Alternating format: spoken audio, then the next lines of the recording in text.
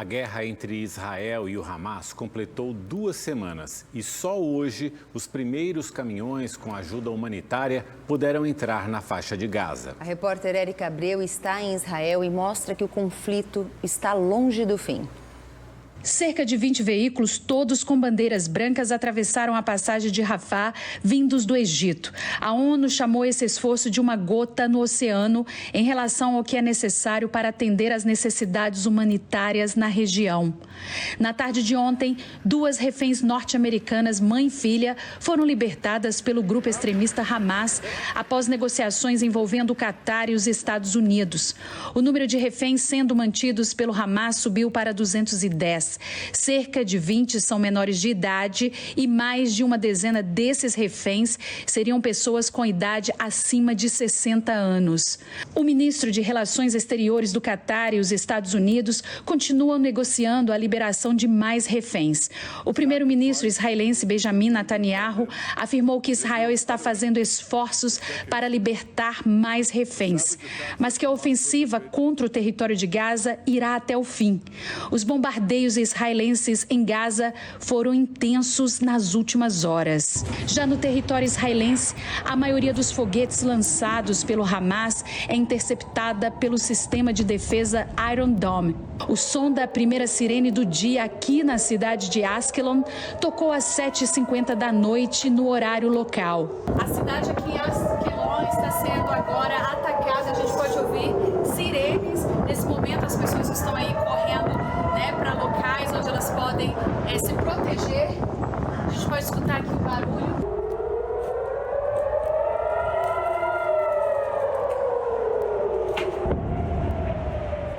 Ontem, mais ataques aéreos israelenses destruíram o bairro de Al-Zahra, no centro de Gaza. Mais de 20 blocos de apartamentos foram arrasados. As ruas ficaram tomadas por escombros. O confronto, que começou há exatos 15 dias, será um divisor de águas nas relações entre os países do Oriente Médio. Há 2 semanas, o Hamas realizava o ataque palestino mais letal da história contra os israelenses.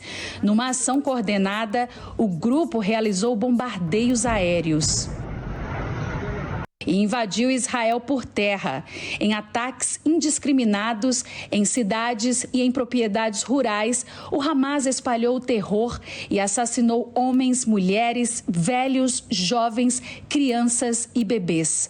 Os extremistas também sequestraram mais de 200 pessoas. A defesa israelense foi pega de surpresa enquanto o mundo assistia assombrado às primeiras imagens que circulavam pelas redes sociais. Jovens que estavam numa festa rave no deserto, correndo para salvar suas vidas. 260 não conseguiram, entre eles 3 brasileiros. Eu estava em Jerusalém no dia do ataque. A cidade não foi atingida, mas teve de mudar de rotina. Os turistas foram instruídos a não sair dos hotéis. Para mim foi bem desesperador, porque eu estou aqui em Israel com os meus filhos e eles estavam aqui nesse hotel em Jerusalém e estar longe deles, sem saber o que realmente estava acontecendo, foi bem triste para mim. Pela primeira vez em 50 anos, Jerusalém ouvia sirenes alertando para possíveis bombardeios. Correr para os bunkers várias vezes ao dia era uma cena comum.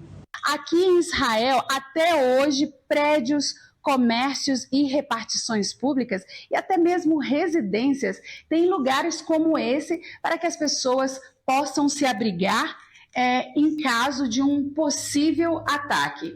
O governo do Brasil organizou voos para resgatar brasileiros de Israel. Mais de 1.100 já retornaram. Enquanto isso, a resposta militar de Israel também assumia proporções históricas. A faixa de Gaza, um enclave palestino com mais de 2 milhões de habitantes, foi bombardeada como nunca antes. Os ataques mataram lideranças do Hamas, mas também civis, entre homens, mulheres mulheres, idosos, jovens, crianças e bebês. O governo israelense de Benjamin Netanyahu ainda cortou o abastecimento de água, eletricidade e comida dos habitantes de Gaza. O maior símbolo do drama e da crise humanitária da população civil palestina foi a explosão em um hospital ainda não totalmente esclarecida. Numa iniciativa do Brasil, o Conselho de Segurança das Nações Unidas propôs uma resolução que pedia a abertura de um corredor humanitário em Gaza. Mas os Estados Unidos, aliados de Israel, vetaram. Depois de uma visita relâmpago do presidente americano Joe Biden a Israel, o governo de Netanyahu concordou que suprimentos chegassem a Gaza pela fronteira com o Egito. O conflito seguiu com os constantes bombardeios de Israel a Gaza e com algumas tentativas frustradas do Hamas de atingir alvos israelenses. Estamos aqui a 10 minutos da faixa de Gaza e fomos pegos de surpresa com 3 mísseis sendo interceptados bem acima da gente na manhã de hoje. Não existe até agora nenhum sinal de fim do conflito. Ao contrário, especialistas em relações internacionais têm a expectativa de uma guerra longa, com a incursão terrestre de Israel em Gaza e a possível participação de outros atores. O grupo armado libanês Hezbollah, por exemplo, atacou o norte de Israel nos últimos dias. Além disso, o governo israelense anunciou que tem por objetivo acabar com o Hamas, o que não é simples. Porque o Hamas ele não é um grupo organizado ou não é um país, não governa um país soberano, né? O Hamas ele é um grupo que atua na clandestinidade. É muito difícil eliminar um grupo assim, porque a ideologia permanece. O Hamas sabe que eles não vão derrotar militarmente os israelenses. E o que eles estão buscando fazer é mudar a correlação de forças na região para que o lado palestino se fortaleça, para que consiga chegar mais forte numa negociação política, certamente. Negociações, a região já viu várias.